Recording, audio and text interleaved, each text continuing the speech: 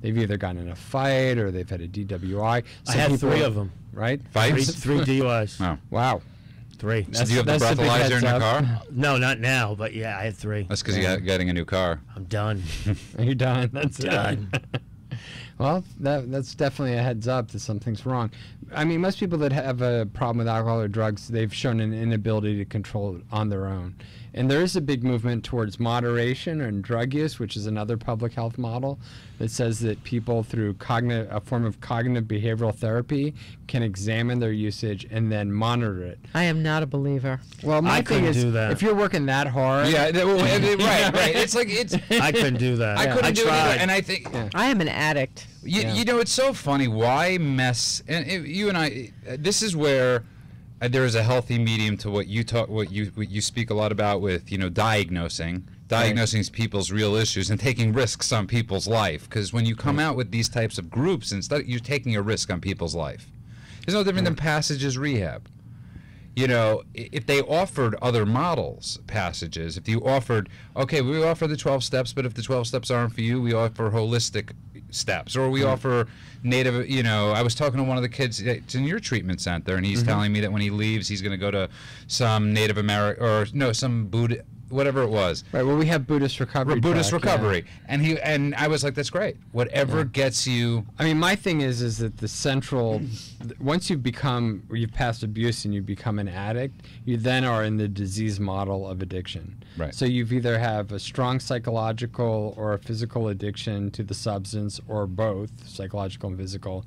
And at that point, you're in the progressive state of that disease. You can't go back. No, it's the pickle. Yeah. At that point, cucumber. right. At that point, your tolerances build up.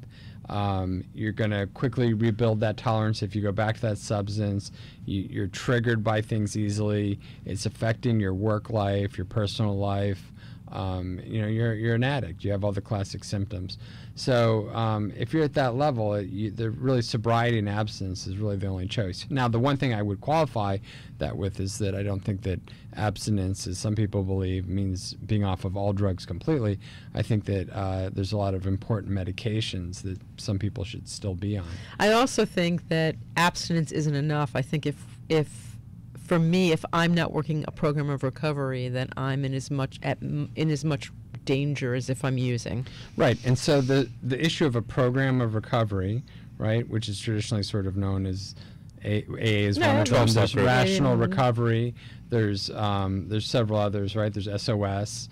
There's Buddhist recovery programs now. So what we do is at our treatment center we say, okay, we're going to get you sober. We're going to give you psychoanalytic therapy, cognitive behavioral therapy, dialectical behavioral therapy. We're going to work with you on that level. But there's this whole other part, this social component, where you have to join a fellowship and work with other people that have experienced addiction and have a good social network and rebuild a new social life. And so we say you have to do one form of that. So if you're not going to go to AA, you've got to do some Buddhist recovery that's for people in sobriety, or you've got to do rational recovery, or you've got to do SOS, or one of these other millions And God, of I hope it options. works. Yeah. And my whole thing is to get the real reason that we do that is to get people past the resistance of not wanting to join something, of not wanting to involve themselves socially beyond whatever little corner they've stuck themselves in. There's no way that I think one can succeed in sobriety doing it alone. I mean, you know, they always say this is a we program, but it totally is. No, I think it's impossible. I think it's one addict helping another, and without that connection, in some form, it can't work. In some form, well, it goes back to almost any. If you look at any religions, or just to pray alone. If you're like just a solitary prayer in the middle, you want to be praying around people. Right. There's something to the use group. Your hands. Look at him. Right. But I also want to say that I don't think that you have to be sober to be able to help people get sober. No, which is one of the oldest myths, which has driven me crazy for years. Wait. What are you saying? That you don't have to be sober to help people get sober. I think there's a lot of very qualified, good mental health practitioners that can get people sober and deal with their psychiatric or behavioral health problems that aren't sober themselves. Yeah, he wrote a chapter in the big book of Alcoholics Anonymous. His name is Dr. Silkworth. Yeah, right. And he saved thousands of lives by his statements, and I know a lot of times that comes from I think that's a lot of fear for me. I believe there's a lot of fear from the people in the rooms in any 12-step group that think, oh, we're the only ones that could help. No, there are other people. I mean, look, you don't go get your bipolar illness cured by somebody that's bipolar.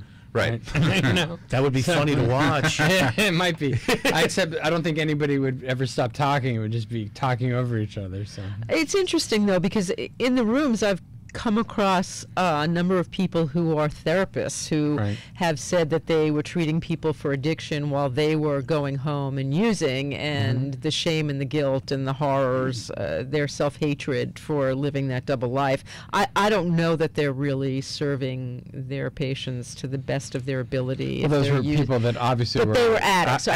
Okay, that's what I wanted to draw So- the line here. You're talking about people who use but who aren't addicts. That's a different situation. They take away the word use. I mean, my former therapist in New York, who ran one of the biggest rehabs, his name is Trisha Tia, who ran Arms Acres, is a normal. She's a normie. Normie. That's but a whole she has different helped deal. thousands and thousands upon thousands Absolutely. of people. the psychiatrist that works at KLEAN with KLEAN, he Dr. drinks, Ko, yeah. and I've seen him drink. He has like half a glass of wine, and that's it. You know? Now, what's the percentage being of enormous people is different staying thing. sober? Like in these, have they done a study on that? There's been lots of outcome studies on all sorts of different programs, and there's a lot of debate about it. AA won't really sort of officially release their numbers. There's been 2 internal studies that AA did. They gave a couple different results. The best results that I've read that seem to be real is that within the first year, 80% of the people relapse that come to a meeting in AA. And then in the second year, those numbers reverse. So if you make it into your second year, 80% of the people that have made it past 1 year will keep staying sober for a period of time. Wow. The other thing is, though, is that what I think of when I think of like, alcoholism or drug addiction as once you're in that disease process, is that relapse is also a natural process of that disease. It's almost inevitable that most people will relapse. Statistically, we know that the vast majority of people that get sober will relapse at some point. So one of the things that we like to do with relapse prevention and relapse prevention education is to minimize the impact of a relapse. So for whatever reason, somehow people are triggered, something happens, a death of a spouse, and for whatever reason they slip, that they have information and tools to reconnect and not just sort of blow it all. And that's one sort of the things that I worry about with AA is this idea that if you start using again, then you've lost all your time and you're back to day one, and that, you've lost all this value. And my thing is, no, you haven't. You've just had a couple days of drinking, and let's get you back on track. Which is actually a great point. That's pretty cool. Yeah, there's And something I want to talk about. And we're going to talk about that after the break. We're in the studio with Vicki Abelson. Do you or someone you know need help And overcoming comedian. addictive disorders? So we're going out and in. We got a new engineer tonight. And We're who's working actually through- great. Who's just great. learning- yeah. We're just working out our new. Yeah, we're working formula out the here. kinks, and we're in the studio with Vicki Abelson, the lovely and talented, and Soon to be on a date. and somebody She's gonna strange. be on a date Stranger. To $25. win a date with Vicki Abelson. $25 $25. That's not even. And you notice how many people have called Yes. in for that. $25 isn't even like a Groupon. I got to tell you right You now. know where That's it how is? bad this You know story where it is. Not one phone call. I think that's very telling. Carney's. Story of my life. Carney's. Yeah, That's right. where the Thank date you. is. That's where Carney's, you- the subway that's where you track, the take your subway card. $25 date? Yes, and so that way people can see you. It's on Sunset Boulevard. You don't have to be that Lovely. nervous. Yeah, I love this. And, You can run Yeah, out not the traffic one in case he's call. crazy. We got to take this Yeah. break. We'll be back to KLEAN Radio.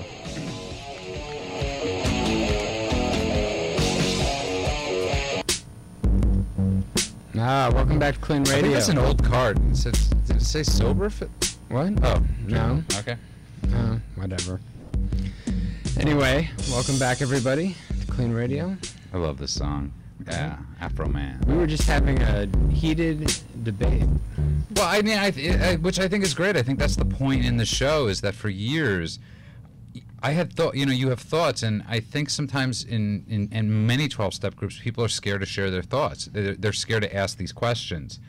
Or question the programming. They're question the program, like somehow you're blasphemous and you'll be expelled. And I don't think there's anything wrong with asking questions. Well, the funny thing is, they say, the most important thing is this issue of willingness. You have to want it. And I've seen people go to like strange, extraordinary lengths to show their willingness, and yet it still hasn't worked for them. And you know, and when you're desperate and when you have an addiction and you're at the point where you're sort of hit the bottom, you're looking for whatever will help and whatever works. You know, my experience is very different from what you just described. I've never seen anybody afraid to say or ask anything. I have seen tons of people. That was me. Well, I don't want to ask anything. Yeah, I have could seen give a shit. really. Oh. Ooh. I have just got you. I mean, I have seen tons of people just scared to, you know, say to somebody, you know, you hear a constant thought when you first get sober. You hear somebody say to you, "Do a 90 and 90," right? And you say to them, "Well, why? You know, why should I go to 90 meetings in 90 days?" And if somebody's honest, they'll say, "Well, because somebody told me to do that." Mm-hmm. You know, there's this constant. And I'm not saying I disagree with somebody going to 90 meetings in 90 days. I just think, you know, it's okay to question what is being said. And I had a fear of that. I think a lot of people... That's how I was. I think a lot of people have a fear of that. Well, it's That's just my experience. I just didn't believe it. Well, I didn't believe that it worked. Well, there's two sides to this coin. One is that there's a lot of information that people need to know if they're an addict or an alcoholic about addiction and about alcoholism. And the other side of it is this idea that when you are an addict or an alcoholic, you're kind of paranoid and suspicious about everything. Like, you're ambivalent about giving up what, you know, for a long time has been something that at one point was working for you. Your lover. Maybe now isn't, right? Right. A lot of people have drunk themselves or use drugs into the point where they're isolated and alone, so they don't have other friends. You know, the one big thing that I think is interesting about Alcoholics Anonymous is that this concept of attraction, not promotion, which is put in there, I think, specifically to get away from the paranoia that people feel when they go and approach a group that they don't know. And also the gospel of it. You know, I don't think that has anything to do with why it's...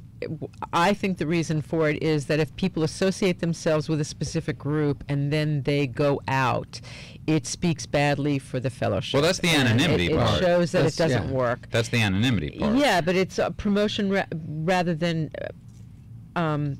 Attraction rather than promotion, because if you're promoting it...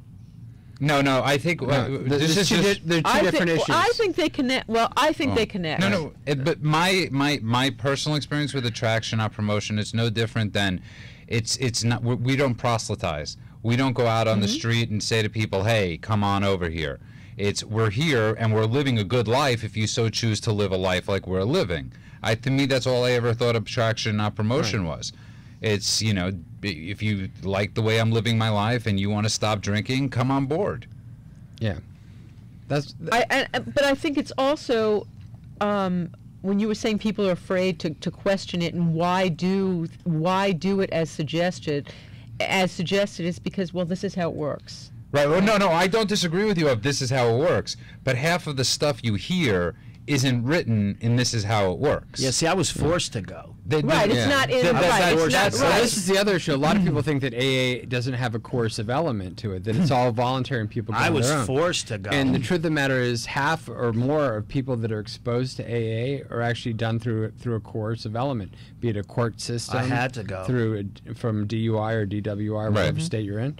Or through some other court-ordered mandate, family violence or some other issue. So there is a coercive element to this so-called, you know, voluntary self-help program. So that is an issue. The other thing is, though, is that people that have problems with drugs or alcohol are in denial, and they're in denial about their a lot of things. They're in denial about their behavior, about the real effects, about their addiction. A lot of them are in denial about whether or not they really even have a problem. And it's amazing to me how easily someone can sit there and say, you know, I smoked 3 rocks of crack cocaine last night. I only drank a 12-pack, and you know, I don't think I have a problem. You know, I think most people walk in and don't think they have a problem. Yeah. It's, you know, I think that people don't want to have a problem, but somewhere in the back of their brain they know they do. I think also a lot of people come in to learn how to manage it. They think if they come in, they can figure out how to manage using.